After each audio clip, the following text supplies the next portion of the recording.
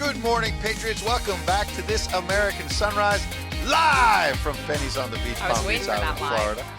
Karyn, Turk, Ed Henry. Karyn was waiting for that. I was. And so was Dan Franzese. He's running for Congress, U.S. House, here in Palm Beach County. How are you? Good morning. I'm doing great, thanks. How are you? Good breakfast at Benny's. We've had some of your Republican competitors here. What makes you stand out? Well, I've had a career in business, 38-year career in finance. I'll bring a businessman's perspective to Washington. And I've started out with very little in life and got ahead by being relentless and working hard and always fighting for my goals. And that's the kind of congressman I'll be when I go to Washington. A businessman's perspective. That sounds familiar. It reminds me of somebody who lives down the street who ran for president in 2016 and won. Yeah, that's right. And like I said, I did go to the same school as him. I was there after he was there and before his kids were there, so I didn't go to school with them. But I think that's a key thing that we need in Washington, people who have run businesses, started up companies, and created jobs like I have. That's the kind of guy we need in Washington. So one of the things President Trump talked about, warned about in the last campaign, we have a segment, Trump was right. He's been saying that at the rallies about people wearing hats now saying Trump was right. It was about crime in big cities and smaller and medium cities. This headline, New York Post, hiding in plain fright. There's now all these surveillance pictures of this terrorist, basically. He's been charged as a terrorist. A black nationalist saying he wanted to kill all the whiteys, essentially, with a meme that he put on his social media. A lot of people in mainstream media don't want to talk about that. But it now turns out before they caught him for 24 or 48 hours, he was out there having lunch at Katz's Deli, a famous spot.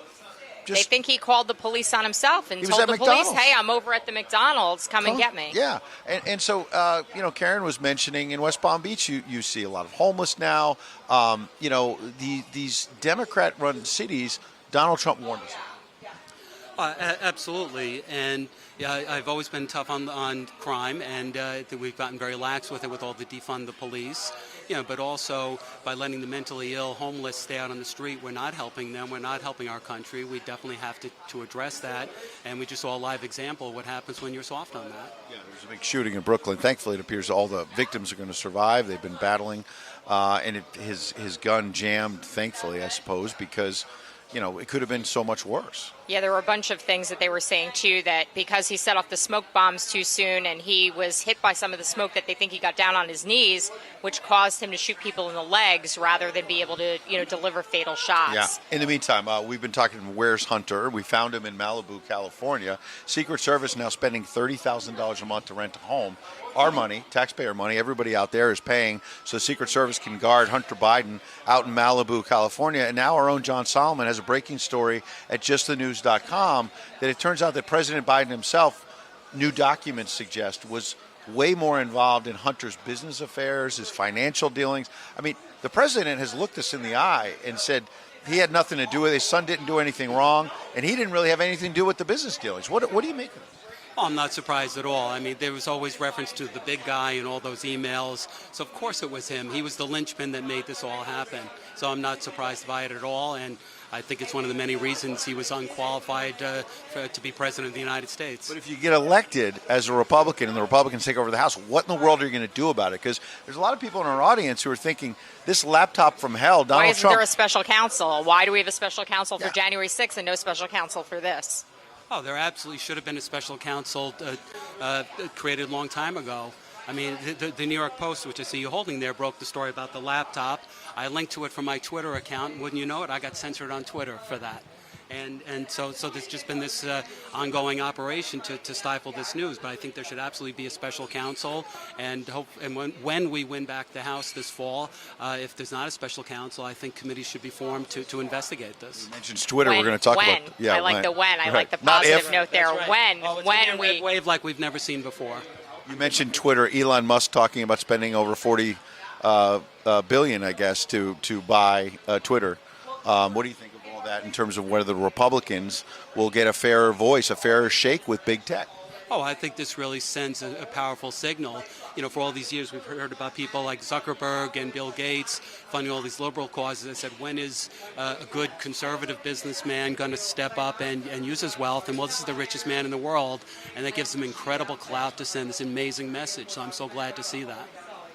This is incredible. I'm hoping your optimism pays off for us in the midterms. I think of a lot of our audiences, too. We're hoping for a red wave, and it looks like he's endorsing some great candidates. So good luck with your race also. Well, thank you very much. Last thing on the border crisis. I noticed a headline overnight that Beto O'Rourke, running for governor, I mean, he's been a failed candidate how many times now, but he's saying that the federal government, with lifting this Title 42, is a bad idea, and that the federal government is sort of dropping the ball.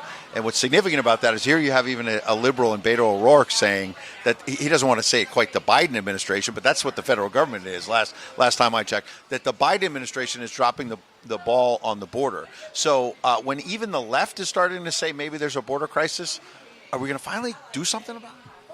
I hope this is the beginning of some improved policies. I think from their standpoint, it's too little too late to save them. I think they've done such massive damage. Any backpedaling they do for the next 6 or 7 months isn't going to help them. But I'm glad to see that they've woken up to it and are going to move it in the right direction. There's a lot. They've done a lot of damage, unfortunately, and it's going to be hard to undo it. But we're like I said, when we take back the House, we're going to work on undoing that as much as we can. Stop the invasion. Stop the invasion at the border. That's exactly what it is. I feel it's on the scale of an invasion. When you have millions of people coming into a country illegally, what else is it? So last thing, you've said a couple times, I've seen Karyn light up.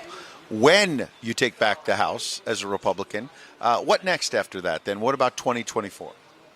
Oh, I think we're going to take back the White House. As you were saying earlier, Joe Biden has incredibly low approval ratings. I would think they're probably the lowest in history. I haven't checked that. Maybe you guys. Certainly around there, depending how long we've been polling. And they used to beat up Donald Trump for being in the 40s, and this guy's in the 30s. And the mainstream media doesn't want to talk about that. But is Donald Trump going to be the guy? Are you going to back him? Is he going to take back the White House? Because you said a Republican will. Is it going to be Donald Trump? Well, I saw him speak a couple days ago. I believe you were both there. And he said, I'll make an announcement after this election, but you're going to like the answer. You're going to be very happy. So there's only one way to interpret that, and I will most certainly back him if he wishes to run. You know, I was asked, we were talking earlier about the Trump economic agenda and the America First agenda, and I always tell people I support it. You know why? Because it worked. 2 words, it worked. Imagine that. Common sense. Yeah. It works, so let's do it. Yeah, well, that's how I got ahead in the business world. A little bit of logic, a little bit of hard work, and I think that's exactly the way we should be approaching this. Do you mean to tell me the Biden administration is not applying logic? Doesn't look that way some days. Dan Franzese, we wish you well. We appreciate you having a little breakfast at Benny's with us. Nice seeing you.